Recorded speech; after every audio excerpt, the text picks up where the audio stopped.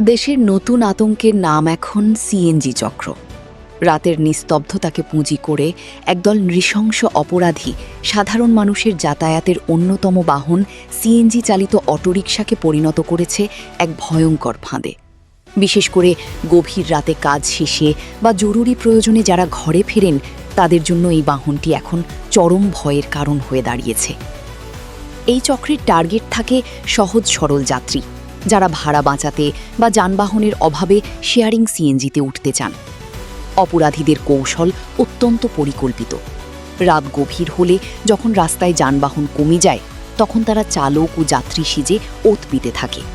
কোনো যাত্রী উঠলেই তাকে মাঝখানে বসানো হয়। এরপর ধীরে ধীরে সিএনজির দরজা বা গ্রিল লক করে দেওয়া হয়, যাতে বের হওয়ার সুযোগ না থাকে। কিছু দূর যাওয়ার পরেই শুরু হয় আসল নাটক। ধারালো অস্ত্রের মুখে জিম্মি করে যাত্রীর কাছে থাকা টাকা, মোবাইল, এমনকি স্বর্ণালঙ্কার পর্যন্ত ছিনিয়ে নেওয়া হয়। কিন্তু ভয়াবহ বিষয় হলো, লুটপাটের পরেও অনেক সময় ভুক্তভোগীকে রেহাই দেয় না তারা। চলন্ত গাড়ি থেকে ধাক্কা দিয়ে ফেলে দেওয়া হয়, যার ফলে কেউ প্রাণ হারান, আবার কেউ পঙ্গু হয়ে পড়েন সারা জীবনের জন্য। সম্প্রতি কুমিল্লায় এমনই এক মর্মান্তিক ঘটনার শিকার হন এক কাস্টমস কর্মকর্তা। একই কৌশলে তাকে সিএনজিতে তুলে নিয়ে সবকিছু ছিনিয়ে নেওয়ার পর চলন্ত গাড়ি থেকে ফেলে দেওয়া হলে তিনি প্রাণ হারান। এই ঘটনাটি দেশের নিরাপত্তা ব্যবস্থাকে নিয়ে বড় প্রশ্ন তুলেছে।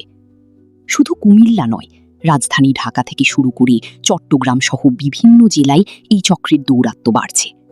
আইনশৃঙ্খলা বাহিনী জানিয়েছে, তারা নিয়মিত অভিযান চালাচ্ছে, চেকপোস্ট বসানো হচ্ছে এবং সন্দেহভাজন যানবাহনে তল্লাশি করা হচ্ছে। র্যাব ও পুলিশের অভিযানে অনেককে গ্রেপ্তারও করা হয়েছে, কিন্তু পুরোপুরি দমন এখনও সম্ভব হয়নি।